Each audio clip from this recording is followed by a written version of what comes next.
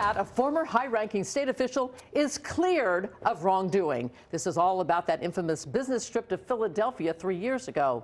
Well, now it's been settled. The Rhode Island Ethics Commission voted today that James Thorsen did not break rules about accepting gifts. Good evening. I'm Patrice Wood. I'm Gene Valicenti. He was dragged through the mud over a free lunch and other alleged demands that can be put to bed tonight in his favor, as the I-Team's Brian Crandall reports. Hey, Brian, we led the news with this. It's only fair we lead with the exoneration tonight. Yeah, and it's been years in the making, Gene. Patrice. James Thorsen, who was Rhode Island's administration director at the time of that infamous trip, was facing up to $52,000 in potential ethics fines. 2 years ago, he turned down a deal to pay a few thousand and instead decided to fight the allegations. And today, he won. I didn't do anything wrong, and it was a tough situation. And I don't think anybody feels good about it, but I'm glad I stuck with it. A victorious James Thorsen emerges from the Rhode Island Ethics Commission, whose members overwhelmingly found Thorsen did not break ethics rules on that Philly trip 3 years ago. The hosts of the trip, in an email to the governor's office, accused Thorsen and subordinate David Patton of bad behavior.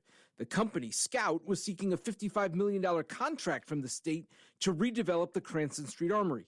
They claim Patton made sexist and racist comments and took items for free on a tour, including vegan cheese and sneakers, and that Thorsen and Patton stuck them with the tab for lunch at a fancy restaurant Patton demanded be open just for them. Do you look back at that and trip and play it over in your head sure. and say, maybe I should have done something differently? Sure, absolutely. If all hell wasn't breaking loose, I would have asked for a check. The hell breaking loose was Patton's reported behavior on the trip, and Thorsen was getting reports of problems at a coworker gathering the night before, too.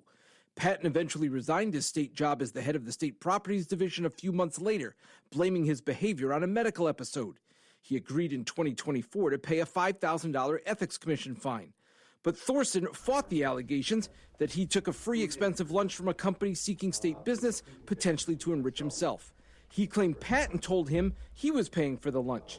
Most members of the Ethics Commission found Thorsen did not willfully intend to take a free gift. There isn't, I believe, the slightest evidence that this was done for personal gain. Whatever else we want to call it, it was not a matter of personal gain. But I expect better of someone who was leading the Department of Administration. Do you at all feel bad about what he's gone through in bringing these allegations, giving now the final outcome? Well, feel bad. The fact is, I've been doing this for a long time now, 20-something years, and every person who has a case brought against them, on some levels, are very good people. Do you think you can get your reputation back? I don't know.